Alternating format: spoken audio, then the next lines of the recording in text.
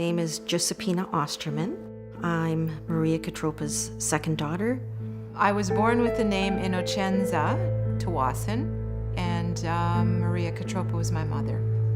And I know this is a cliche, but she was the best mom you could ever hope for. No matter what was happening in your world, no matter how bad things were, all you had to do was be around her and you felt that everything was going to be okay. We had a simple life, but we would always get together with family and friends, and it would just be really like a big party. And Mom, of course, she shows up. You don't have to ask her. She'll show up with her cannelloni and her lasagna. That was just who she was. Her essence was so beautiful. Her whole being was so welcoming. In the last few years, I was probably the closest of all my siblings to my mother. She would visit us a lot with her husband. Personally, myself, something was off about him when I first met him. We were very respectful of him because of our mother. We loved her so much that we welcomed him into our family as if he were our father. I feel like we were deceived by him, very much so. We didn't really know him. I don't think he ever let us know who he really was. Halfway through the marriage, Mom started opening up and telling me, phoning me up and saying, I'm not very happy.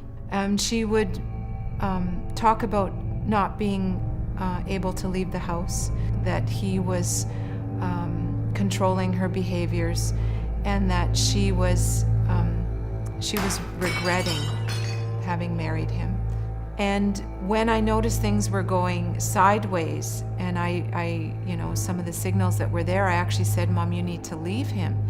And she told me that, she could handle it. I can handle this, everything's fine. He's my husband and I have to stay with him. Mom started telling me about him visiting her room 3 to 5 times a night and hovering over her bed. And I said to her, what does he do when he comes to your room? Oh, he just stares at me. She actually tried to wedge a chair on her door because he would break down the door, he would pound on the door. The fact that she would phone me and be whispering, I remember saying, why are you whispering? Because I don't want him to hear me. He'll get agitated if he hears me. And then I do remember September 28th, 2009 was Mom's 69th birthday. And my mom opened up a tea towel drawer and she said to us, look, I have to hide the knives here. And I said to her, why are you hiding knives, Mom? She said, because he might hurt himself or me.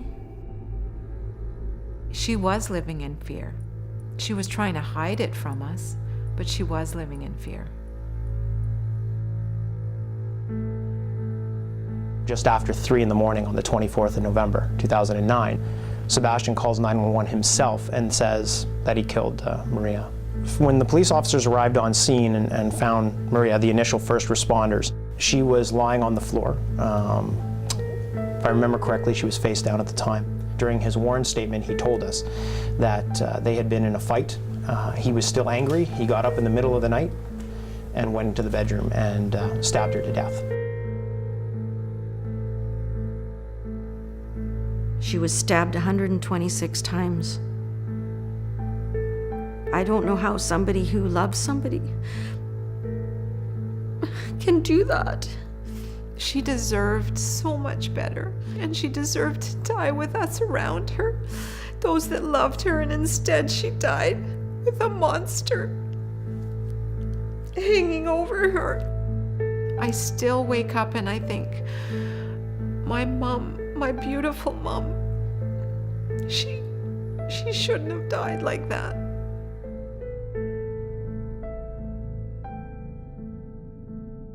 He was convicted of second-degree murder, and pure and simple, as sick as it was, as twisted as it was, and as horrible as it was a case of domestic violence. The Surrey Women's Centre for us was a godsend.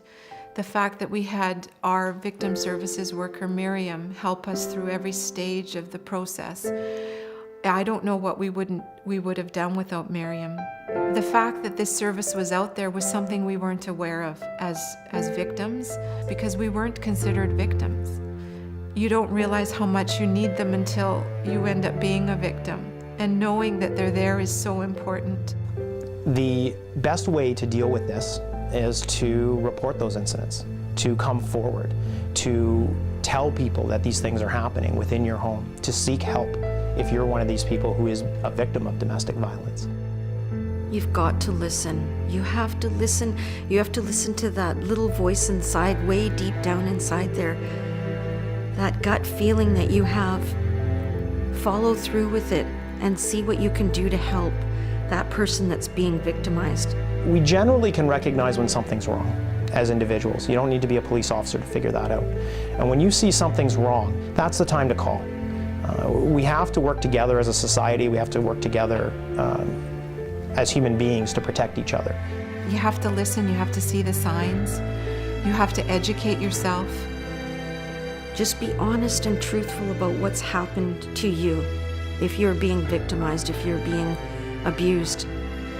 The pain that we're going through, the pain that she went through, we can't let that happen to others. We have to stop it so that this doesn't happen to another family.